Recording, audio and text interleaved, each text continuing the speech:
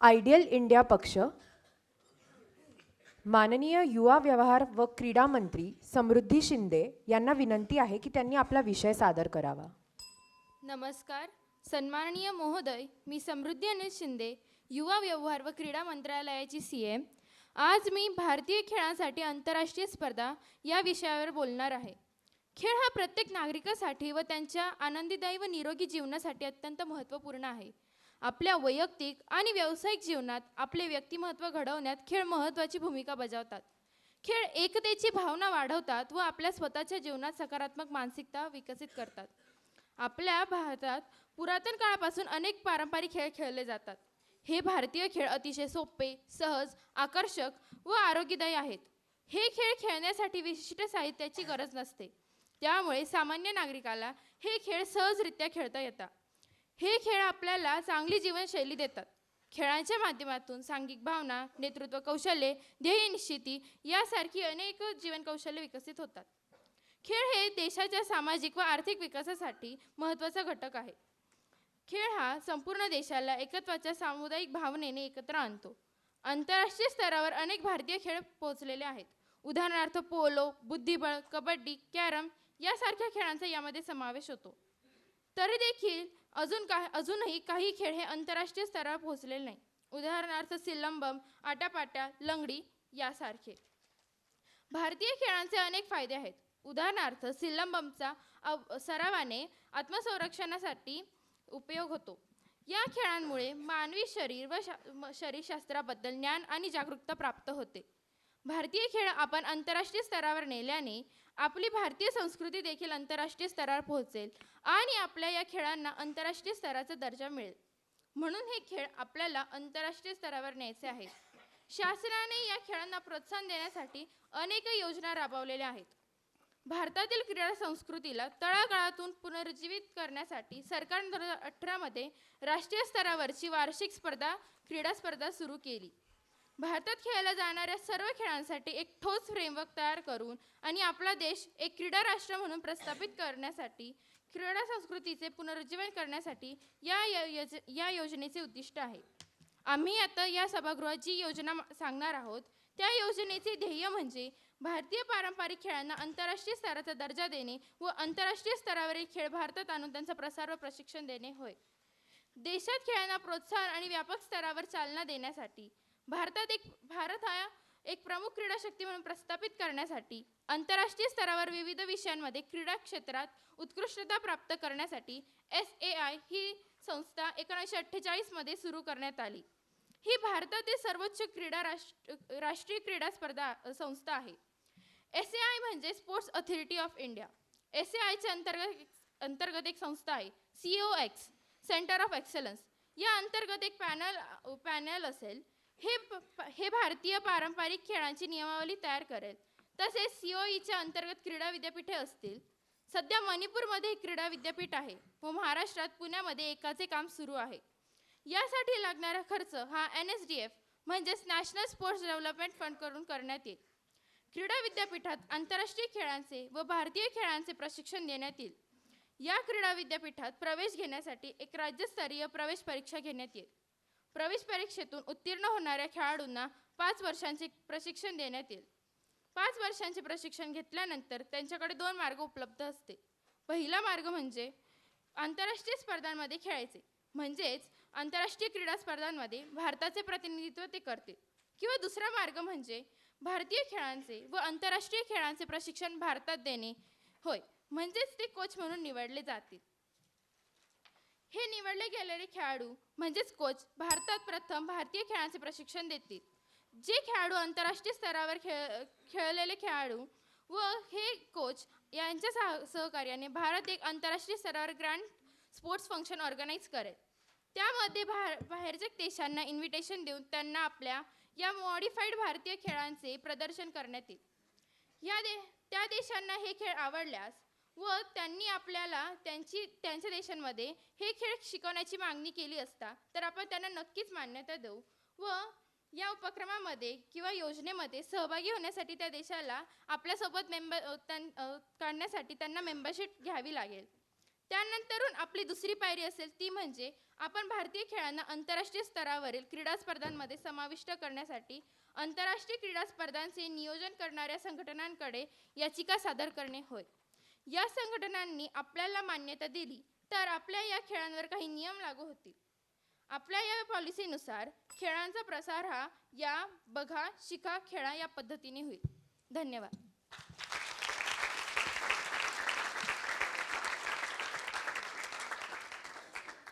धन्यवाद माननीय मंत्री महोदय. आपण इंटरनॅशनल लेवलला भारतीय पारंपरिक खेळ कसे पुढे गेले पाहिजेत या संदर्भामध्ये आपण सभागृहाला सांगितले. परंतु आपणास असे वाटते का की ह्या सगळ्याची सुरुवात ही शालेय लेवलपासनं जर झाली तर त्या स्कीम्सचं किंवा त्या प्रोजेक्टचं पर्क्युलेशन हे अजून जास्त डीपली होऊ शकेल आणि त्यासाठीचा आपला लाईन ऑफ ॲक्शन काय असू शकेल? म्हणजे कारण की बरेचसे तुम्ही जे खेळ सांगितले ते अजूनही प्रत्येक शालेय विद्यार्थ्यांपर्यंत पोचले असतील अशातला पण भाग नाही आहे. सो त्या संदर्भात आपला काय विचार आहे? हो, नक्कीच. हे जे खेळ आहेत भारतीय पारंपरिक खेळ किंवा इंटरनॅशनल लेवलवर खेळले जाणारे खेळ हे शालेय शिक्षणामध्ये म्हणजे समाविष्ट केले पाहिजे. पहिल्याच दिवशी आपल्या अधिवेशनाच्या पहिल्या दिवशी जे शिक्षण मंत्र्यांनी असं त्यांच्या भाषणामध्ये सांगितलं होतं का हे स्पोर्ट्स जे असतील का आपण त्या म्हणजे स्कूल करिक्युलममध्ये ॲड करू आणि यासाठीचे आमचे वेगवेगळे प्रयत्न असतील तर काय आम्ही उपक्रम सुरू करू. त्यानंतरून आम्ही वेगवेगळ्या स्कीम्स म्हणजे नंतरून ॲडव्हर्टिजमेंट्स वगैरे करू. आणि यासाठी तुम्हाला जे म्हणजे प्रशिक्षक तयार करावे लागतील तर कारण की शाळेतल्या मुलांना शिकवायला आधी तुम्हाला प्रशिक्षक तयार करण्याची त्या संदर्भात गरज असेल. तर त्या संदर्भात आपला काय प्लॅन आहे सर? त्या शिक्षकांसाठी शाळेतल्या शिक्षकांसाठी किंवा जे कोणी क्रीडा शिक्षक असतील त्यांच्यासाठी आम्ही दर 6 महिन्यांनी किंवा दर वर्षांनी एक स्पेशल वर्कशॉप्स आम्ही सुरू करणार आहोत. ठीक आहे, धन्यवाद.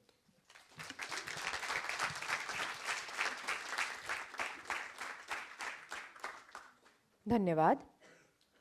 भारत विकास पक्ष, माननीय ग्राहक व्यवहार, अन्न आणि सार्वजनिक वितरण मंत्री शिवानी डेमसे यांना विनंती आहे की त्यांनी आपला विषय सादर करावा. नमस्कार, मी शिवानी मुकुंदा डेमसे, भारत विकास पार्टीतर्फे ग्राहक व्यवहार, अन्न आणि सार्वजनिक वितरण मंत्रालयाची कॅबिनेट मिनिस्टर. नियम असूनही जाहिरातीमुळे होणारी दिशाभूल या विषयावर समस्या व उपाययोजना मांडत आहे. आजचा काळ हा आधुनिक काळ असून आपण आपल्या घरातील दूरदर्शनवर, वृत्तपत्रांवर किंवा अनेक ठिकाणी जाहिराती बघतो. पण या जाहिरातीमुळे लोकांना काही चुकीची व खोटी माहिती मिळून दिशाभूल होऊ शकते. दिशाभूल म्हणजे योग्य माहिती न देणे किंवा थोडक्यात फसवणूक करणे. म्हणून काही नियम सरकारने लागू केलेले असतात, पण लोकांनी जाहिरात बघितल्यानंतर त्यांचे लक्ष वेधून घेणे हे जाहिरात उत्पादकाचे उद्दिष्ट असते व त्यासाठी थोडे खोटे हे सांगावेच लागते. याचा परिणाम थेट ग्राहकांवर होऊन ग्राहकांच्या तक्रारी येण्यास सुरुवात होते. ही परिस्थिती उद्भवण्याची काही मुख्य कारणे आहेत. आमची पार्टी त्यांच्यावर कुठल्या उपाययोजना अंमलात आणेल ते मी आपणास सांगू इच्छिते. पहिली समस्या, बऱ्याचशा जाहिराती अशा असतात ज्या एकमेकांसोबत बरोबरी किंवा स्पर्धा करतात व या कारणास्तव जाहिरातीत बरीच खोटी माहिती सांगितली जाते. त्या गोष्टीचे थेट परिणाम हे ग्राहकांवर होतात. यातून मोठ्या प्रमाणात दिशाभूल करण्याचे प्रकार घडू शकतात. आमची पार्टी असा विचार करते की यासाठी जाहिरात संबंधी अनुभवी लोकांना मिळून एक समिती नेमण्यात यावी. जी समिती ASCI व CCPA या संस्थांपेक्षा पूर्णपणे वेगळी असेल. ही एक समिती असून ज्या जाहिरातीमध्ये स्पर्धा होत आहे अशी जाहिरात पडताळण्याचे काम करेल. अशा जाहिरातीविषयी पूर्ण माहिती ही समिती ASCI कडे देईल व ASCI संस्था जाहिरातीवर कारवाई करेल. दुसरी समस्या, आपण आंघोळीसाठी वेगवेगळे साबण वापरतो. या साबणांमधील सर्वात महत्त्वाचा घटक म्हणजे साबणाची pH मर्यादा. साधारणतः साबणांची pH मर्यादा ही 9 ते 10 अशी असते. ग्राहकांना प्रत्येक साबणाची pH मर्यादा बघून त्यांच्या आवडीनुसार साबणाची निवड करण्याचा हक्क असतो. त्याचबरोबर जाहिरातीमध्ये सदर साबणाविषयी आकर्षक माहिती तर सांगितली जाते, पण pH मर्यादा सांगितली जात नाही. यासाठी आम्ही कायदा करू की साबण बाजारात येण्यापूर्वीच साबणाची pH मर्यादा ही कव्हर पॅकवर अंतर्गत असावीच. त्याचबरोबर संबंधित जाहिरातीत देखील pH मर्यादेबाबत 1-2 वाक्य सांगण्यात येणे अपेक्षित आहे, जेणेकरून ग्राहकांच्या दृष्टीने ते योग्य असेल. तिसरी समस्या, जाहिरातींपासून दिशाभूल तर होतेच, पण बऱ्याच ग्राहकांना ग्राहक संरक्षण कायदा किंवा ग्राहक सुरक्षा केंद्राविषयी अधिक माहिती नसते व त्यामुळे लोकांना या सुविधेचा उपयोग करून घेता येत नाही. आजकाल मिनिटामध्ये लोकांच्या हातात मोबाईल असतो, तर याच मोबाईलच्या माध्यमातून आम्ही प्रत्येक मोबाईल नंबरवर ज्या प्रकारे OTP किंवा इतर सुविधांचा संदेश पाठवला जातो, त्याचप्रमाणे आम्ही ग्राहक संरक्षण कायदा व जवळील ग्राहक सुरक्षा केंद्राविषयी माहिती लोकांपर्यंत पोहोचवण्याचा प्रयत्न करू. चौथी समस्या, सरकार लोकांसाठी विविध समस्यांवर किंवा त्यांच्या गरजांवर उपाययोजना काढण्याचा प्रयत्न करत असते, पण याचबरोबर जनतेची देखील काही कर्तव्ये असतात. म्हणजे जिल्ह्यात ग्राहक सुरक्षा केंद्र उभारले आहे, पण लोक तिथपर्यंत जाण्याचे, जाहिरातीविषयी तक्रार नोंदवण्याचे कष्ट घेत नाही. विचार करता याचे कारण असे मिळते की तक्रार नोंदवल्यानंतर 10 वेळा केंद्रात चक्कर मारण्याची वेळ लोकांकडे नसते. मग यात त्यांचीही काही चूक नसावी. ग्राहकांना तक्रार करण्याचा मार्ग अजून सोपा व्हावा यासाठी आम्ही ग्राहक राजा या नावाने एक इनबिल्ट ॲप तयार करू. या ॲपमध्ये ग्राहक संरक्षण कायदा व जवळील ग्राहक सुरक्षा केंद्राविषयी माहिती असेल. त्याचबरोबर ग्राहक हेल्पलाईन नंबर ही उपलब्ध असेल, जेणेकरून लोक कॉल करून आपली समस्या नोंदवू शकतात. त्याचबरोबर ॲपमध्ये लेखी समस्या देखील नोंदवता येईल व सदर ॲपमध्येच आपल्या समस्येविषयी पुढे काय कारवाई चालू आहे याबाबत सर्व नोटिफिकेशन्स लोकांना ॲपमार्फत मिळत राहील. सर्व प्रक्रिया ही ऑनलाईन झाली तर लोकांना समस्या नोंदवण्यास आणखीन सोपे होईल. आमचे सरकारच्या नात्याने विषयी कुठलेही दुर्लक्ष किंवा अनास्था होणार नाही, यात आम्ही जातीनं लक्ष देऊ. शेवटी ग्राहकांना सुरक्षित ठेवणे व जाहिरातींच्या माध्यमातून केवळ विकासाच्या दृष्टीने पुढे चालणे हाच आपला उद्देश आहे आणि आपण करून दाखवणार देखील व म्हणणार देखील. चलो भारत आगे चलो. जय हिंद, जय भारत. धन्यवाद.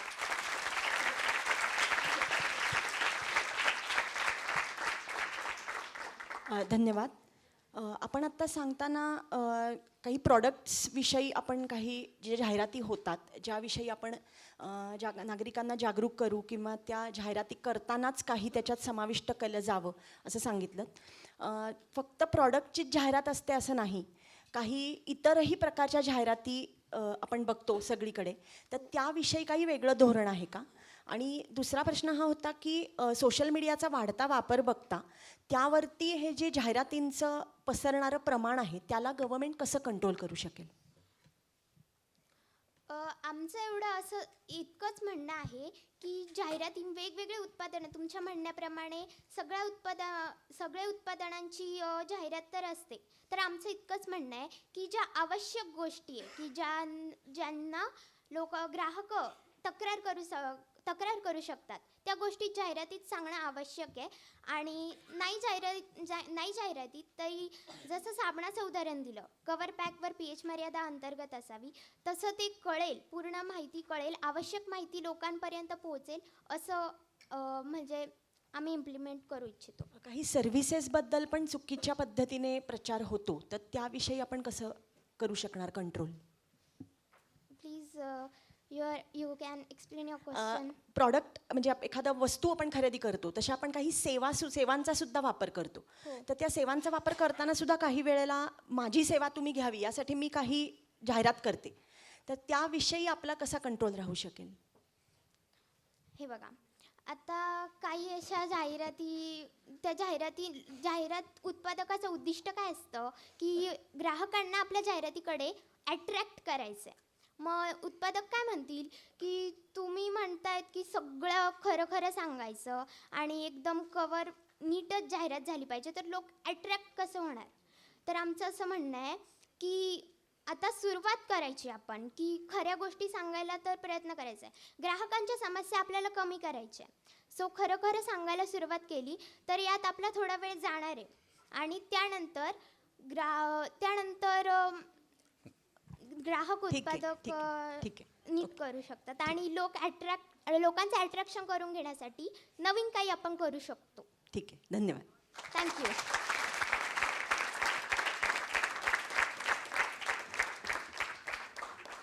धन्यवाद. जनाधार भारत पक्ष, माननीय सूक्ष्म, लघु आणि मध्यम उद्योग मंत्री कस्तुरी ठवरे यांना विनंती आहे की त्यांनी आपला विषय सादर करावा. Good morning, Honorable Speaker and everyone present here. I am Kasturi Thawre, the Cabinet Minister of Janadhar Bharat Party, and my topic is recognition of small entrepreneurs. A lot of you may know that a small business entrepreneurship is an idea of opening a business without turning it into a large conglomerate or opening many chains of it. A single location restaurant or a retail shop is a perfect example of it. Entrepreneurs are the one who create job and increase the production of goods and services and also helps to increase in employment. Hence, they help the nation to become independent. Therefore, in order to make India self-sufficient, it is very necessary to recognize the small entrepreneurs. But there are many such hurdles faced by small entrepreneurs which directly affect the Indian GDP. So the main areas to concern about are as follows. According to Startup India, lack of funding is the biggest problem which is faced by almost about 40% of the small entrepreneurs. This results into the birth of second biggest problem, that is effective marketing.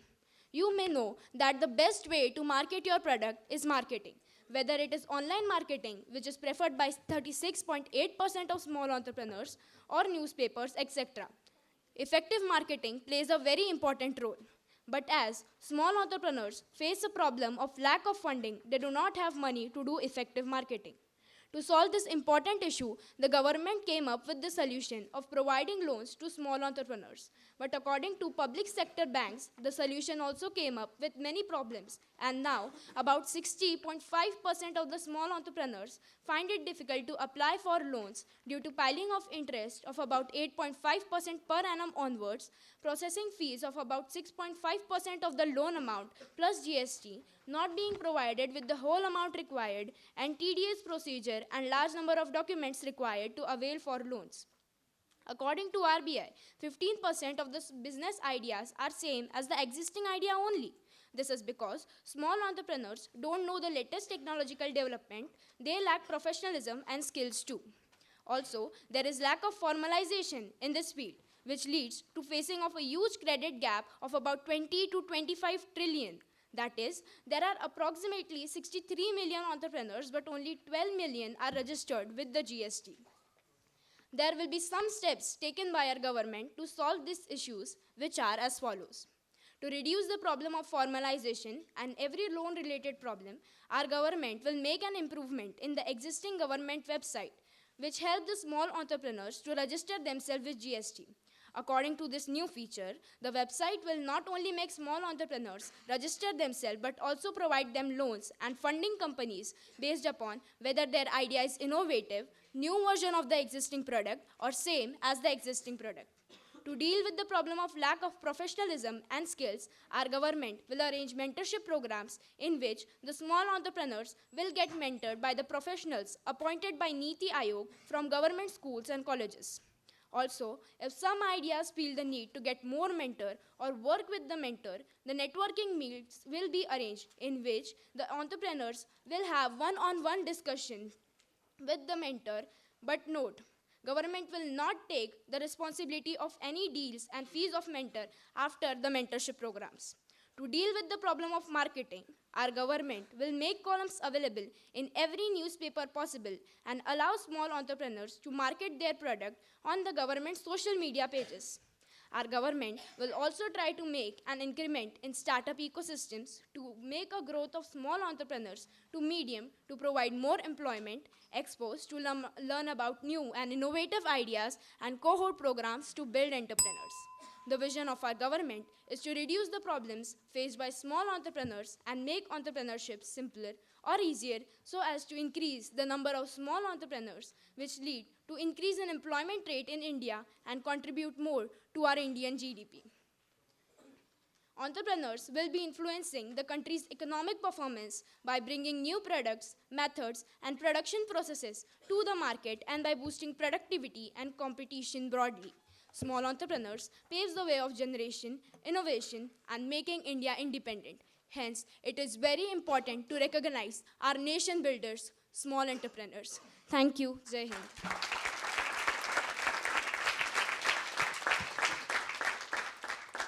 Thank you, Honorable Minister. The topic was the recognition of small entrepreneurs. So, लघु उद्योजकांचा कामाचा सम्मान. Yes. So, my question is, so currently there are n number of MSME enterprises existed in our country, and huge percentage of population is also dependent as far as employment is concerned on this sector. So they have major role within the economy. So how can you motivate other peoples so that they will also join within this sector or to start their own startups, kind of such things? So how can you recognize or how can you recognize such MSMEs entrepreneurs via awards or other kind of programs? Actually, most of the small entrepreneurs face the biggest problem of funding. So, by providing these schemes or the solutions to them, they will get more encouraged to go in this field. So, as we will make their job easy by providing these solutions. But the loans will be offered to the existing persons who are currently within the MSME sector. So my question is, how can you motivate other citizens to join or to start their own startups and to join MSME sectors? Where there is a will, there is a way. If they are interested, then they will sure come, and we will provide them the schemes, and their job will be easy. So they will always come and start their new businesses. Okay, noted. Thanks. Thank you.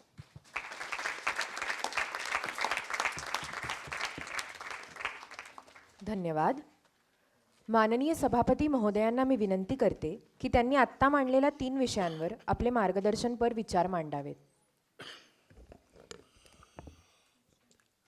माननीय MSME मंत्री जे आहेत लघु उद्योजकांच्या संदर्भात त्यांनी त्यांचं मत मांडलं, त्यांचं मंत्रालय काय करणार आहे हे सांगितलं. विरोधी पक्षाच्या लोकांनी त्यांना उगीच धारेवर धरलं आहे की बा जे करतायत त्यांचा सन्मान करण्यासाठी तुम्ही काय करणार आहात. त्यांचं म्हणणं त्याच्यावर असं होतं की पहिले येऊ तर द्या लोकांना, त्यांना होतो द्या लघु उद्योजक, मग सन्मानाच्या योजना कदाचित ते काढतील. भारतीय खेळांसाठी आंतरराष्ट्रीय स्तरावर जाण्याची संधी जी आहे ती मंत्रालय उपलब्ध करून देतं आहे. त्या संदर्भात काही सरकारचं काम चाललं आहे, तुमच्या लक्षात आलं आहे. त्याच्यामुळे आता लवकरच सागरगोट्या, लगोरी, चंपोल, डाबडुबली हे जे लोकल गेम आहे हे पण आंतरराष्ट्रीय स्तरावर जातील. खो खो आणि कबड्डी ऑलरेडी पोहोचलेला आहे, हे तुम्हाला माहिती आहे. तुम्हाला तुमच्या मतदारसंघांमध्ये जाऊन प्रचार करण्यासाठी हा फार चांगला मुद्दा एक मंत्रालयाने उपलब्ध करून दिलेला आहे किंवा आता खेड्यापर्यंत बिलकुल जे लोकल लेवलचे खरे गेम आहेत त्यांना आंतरराष्ट्रीय स्तरावर जाण्याची परवानगी आहे. आणि सभागृहाला माझी आणखीन एक विनंती की बऱ्याच लोकांना आरोग्याचे काही इश्यू दिसत आहेत सभागृहात आणि खोकल्यांचे आवाज बरेच चालले आहेत. त्यांनी त्यांच्या खोकल्यांवर काहीतरी उपाययोजना करावी.